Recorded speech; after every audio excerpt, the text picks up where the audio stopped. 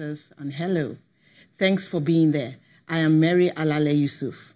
Every year, about 17 million people die from cardiovascular diseases, of which strokes are a part.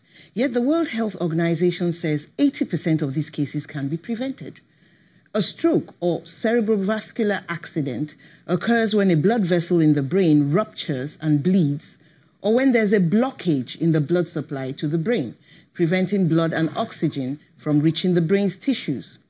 According to the World Health Organization, globally, strokes are the second leading cause of death, the third leading cause of disability, and a major reason for dementia and depression. In the last 4 decades, the stroke incidence in low and middle-income countries has more than doubled, but declined by 42% in high-income countries. My guest is a consultant cardiologist and chief medical director of United Heart Hospital and Clinics, Dr. Eugene Musu. You're welcome to the program, sir. Thank you very much for having me. Let's quickly find out, why are the blood vessels rupturing or blocking, first of all? Yes, let me do this, okay? Let's define the problem. And I'm going to give you a simple presentation that happens time and time again in this country, because it should not be. Stroke is preventable, stroke is beatable, and stroke is treatable.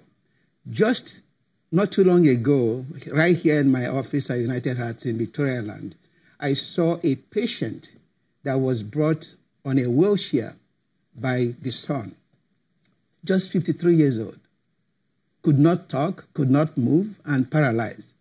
And the problem is that he has had high blood pressure for 10 years, took medications for just a few months, and he stopped taking the medication. And all was well with him. High blood pressure is High blood pressure is silent killer, no symptoms. And suddenly he woke up one morning, mouth twisted, face droop, drilling saliva. In that condition, all at once? All at once, without warning. It's like a volcanic eruption. And then what happened? He's paralyzed. Guess what? His life has changed. And he's now a burden to his family members and caretakers. So stroke is real. And because you don't have symptoms, all is not well. So let's go back to what is the cause of stroke and what is blockage. You have, in your introduction, you very beautifully outlined the statistics and strokes and what causes stroke. There are 2 types of stroke. One is ischemic stroke, which is caused by blockage of plaque to a blood vessel supplying an area of the brain. And the second one is hemorrhagic stroke, which is bleeding. Rupture. Okay, rupture. Ischemic is the most common. It is 87% of cases.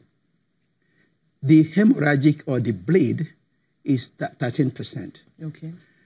2 causes of ischemic stroke.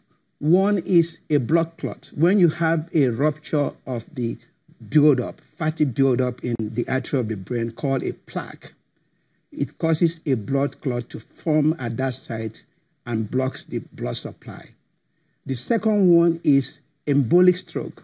When you have particles, it could be blood, it could be fatty particles from the aorta, the major vessel, or it could be from the heart, from atrial fibrillation that travels to the heart and lodges and blocks a small vessel in that area of the brain, cutting off the blood supply. That is therefore starving the brain. Absolutely. That is your embolic stroke. Okay.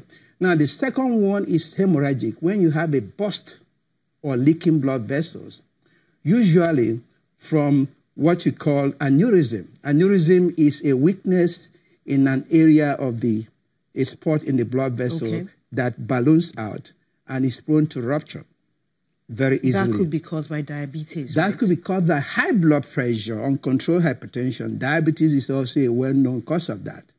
And the second cause of the bleeding or hemorrhagic stroke is AVM, arteriovenous malformation. This is abnormal blood vessels formation in areas of the brain. That cannot be controlled, can it? Well, there are several things that can cause it. Those ones are usually more difficult to treat. Okay, so these are the types. Now, when it comes to the risk factors for stroke, Tell us about the modifiable ones first. Oh, wait a minute. Most of them are modifiable. Most of them. I am telling you, 80% of stroke is preventable by lifestyle changes and control of, treatable things.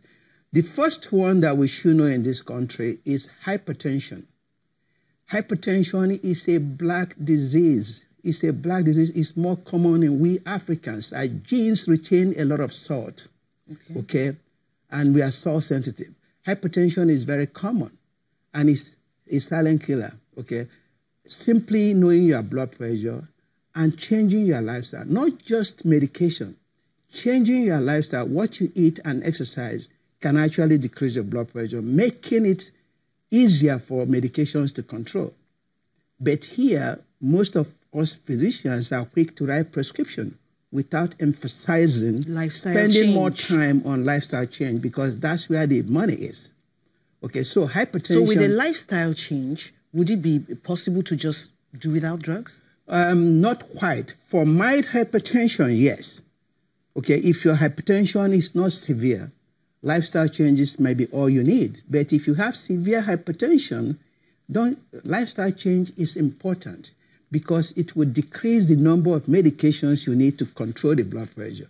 From clinical trials done on several thousand people, for people with hypertension, it takes an average of 3 to 4 medications to control your blood pressure. Wow. So lifestyle change can decrease the number of medications you are taking to 1 or 2, at most 3. Now, the second one about risk factor, which is modifiable, is diabetes. Your diabetes needs to be controlled. In my practice at United Heart, seeing patients, there are people that are diabetic coming to me and their A1C is 11. And what's an A1C? A1C is a blood test. It's glycosylated hemoglobin. It's a blood test that can actually give you